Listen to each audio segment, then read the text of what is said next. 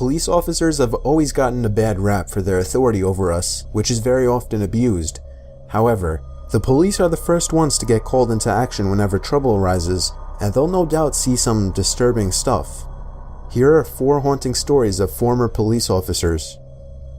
Number 4. I was a cop for 30 years. I retired at the age of 50, so of course I had some weird calls. But I'll never forget the night that me and my partner Steve were called to respond to a domestic abuse report. The call was made by a neighbor. These calls were never really a big deal. It usually gave us something to do during the night. Not that I enjoyed dealing with couples fighting and all that stuff. So we arrived at the house. I still vividly remember the address, and I remember the door was left wide open. The second we stepped inside, the strong scent of marijuana filled our lungs. It was everywhere. Not just marijuana though. There was the strong smell of chemicals, which we assumed was either meth or cocaine. We made our presence known by asking for the couple to come out into sight.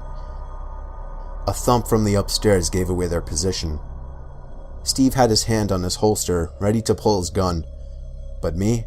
I wasn't nervous yet. Steve told me to move quietly up the stairs. We normally listen to each other, so I humored his paranoia. There were 3 doors, 2 open and 1 closed. The closed door led in the direction where the thud in the ceiling was. I banged on the door before swinging it open myself. The smell was the first thing we noticed, then the body. The body was very obviously rotted. We knew even in the dark. We pulled our guns. Steve turned on the light. I told him to scan that room while I scanned the rest of the house. I was shaking all over now. I hated my job at that moment. I wanted to run back to the car and leave, for I was sure I could die at any moment. I found my hand to be stuck on the doorknob until I finally had the balls to turn it and push the door open with force. I turned the light on, but there was nobody inside. It was a disturbingly tiny room. No windows and no furniture, except for a dirty old cot. Steve suddenly screamed, and I rushed across the hall to see what was going on. There was some shirtless guy laying flat above one of the dressers in the room. We had him at gunpoint, yelling at him to come down, when something grabbed my ankle and tried to pull me to the floor. There was a hand coming from under the bed. I stomped on the arm with my other foot and pulled out a frail, trashy-looking woman who was obviously baked. I cuffed her and Steve cuffed the man. We were on our way outside with the 2 crazies screaming at us, but we had one final surprise coming. Some psycho from upstairs started screaming, charging at us down the stairs with a knife raised in the air. Steve reacted just fast enough to save my ass by 2 seconds, shooting the guy dead. This was a crack house. Somehow none of the neighbors could smell anything suspicious. The dead woman on the bed was killed by the man of the 2 we caught, who admitted to killing her due to lack of payment. The man was sentenced to life without parole. The woman was sentenced to 30 years. Steve says he never felt bad about what he did. He says he just rid the world of one more piece of trash. Number 3. Myself and a buddy on my squad responded to an alarm. The incident location was an old office-type building that had been converted to a doctor's office. There was a pharmacy attached to it as well. Our dispatch received a motion signal from an upstairs office. The key holder arrives on the scene and we go in to secure the building. The stairs were locked behind a door that, of course, the key holder didn't have a key to, so we took the elevator up to the 2nd floor. The elevator opens to a pitch-black hallway, except for one overhead light at the end of the hall. We start checking the doors, and so far, all are secured. We get to the last office, and sure enough, the door is unlocked. We make entry and observe it to be an unused office. The door opened to a sizable waiting room and reception area. There were about 10 or 12 exam rooms, all cleared with no hiccups. We exit the office, and immediately, something seems off. That's when I realized the overhead light at our end of the hallway that was on before had been turned off. It was replaced by another light over at the elevators. I look at my squad mate and he's completely white. I ask him what's wrong, and he says, "Weren't all those doors we just checked closed and locked?" I tell him, "Yeah, so?" My buddy says, "Well, now they're all standing open." Sure enough, all the offices down the hallway we had just checked were now standing open. The pucker factor sinks in at this point, so we start clearing and securing offices. We finish the last office, and on our way out, just before we turn the corner to get into the waiting area, the main door just slams shut. Then our radios start going nuts with some kind of static feedback. Now I just want to get the hell out of there. We get back in the elevator and head down to the first floor in hopes to make contact with the key holder again. However, the key holder is nowhere to be found. I contact dispatch and request a callback number for the key holder so I can advise him of what we found. Dispatch states that the key holder was still en route to us and was advising an ETA of 5 minutes. I advised dispatch that we had already been out with the key holder. Dispatch requests I give them a call. I call dispatch, and she tells me that there is no way we were out with the key holder. She states that the alarm company had only just made contact with one. Eventually, the real key holder arrives on the scene, and I ask her about the man that had let us in the building. She asked me to describe him, so I did. She states that sounds like one of the doctors that used to lease the office on the second floor at the end of the hall. She then states that he had committed suicide at his summer home several days ago. Number 2. I was responding to a call in the village. A resident was reporting noises coming from one of the abandoned buildings from across the street, most likely trespassing. I arrived and began my search in the building. It used to be a 2-story convenience store. Now it was completely stripped empty, except for the parts attached to the floor, like the counter and shelves. The lights didn't work in there either. I checked every small aisle for anyone to possibly be hiding in, and then I did the same thing upstairs.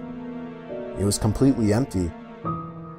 On my way back into my car, I looked back at the building and saw somebody at the window on the second floor. It was a woman with long gray hair down past her shoulders. She was no doubt looking down at me with a wide smile on her face. I hurried back inside, making it upstairs in no more than 10 seconds, but the window was clear. There was nobody in sight. I checked all 3 aisles at least 10 times. I checked behind the counter. I checked the bathroom. It was clear.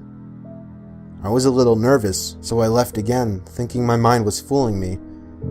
I looked back at the window, and there she was again. The same mockingly disturbing smile on her face. I went back up there again, this time running around all 3 aisles trying to find this woman. I was about to give it up once more and leave for good when I noticed something in my peripheral vision. It was on the ceiling. A dark shade of black latched onto the ceiling. I shined my light up there, and there she was. That crazed woman looked at me, still with a horrifying smile on her face as she held onto 2 hook-like objects in the ceiling with her hands, while her feet were pushed up against the tile to gain support. She laughed like a freak all the way down to the station. I don't know if she had some kind of mental disability or not. It seemed like she was just toying with me, but not at all in a good way. She stared me down through the mirror the whole ride. Number 1. In all my years of being a police officer in Floyd County, Georgia, I had only experienced 2 horrifying situations. I'll share with you the worst of the 2. It was a slow night, and I was patrolling the dirt roads in my cruiser. At this particular spot, there were tiny woods on both sides of the road. And then it all started. I spotted somebody jumping into the woods on the left. I only saw half of them though. They were gone so quickly. I pulled up closer and shined the spotlight into the woods.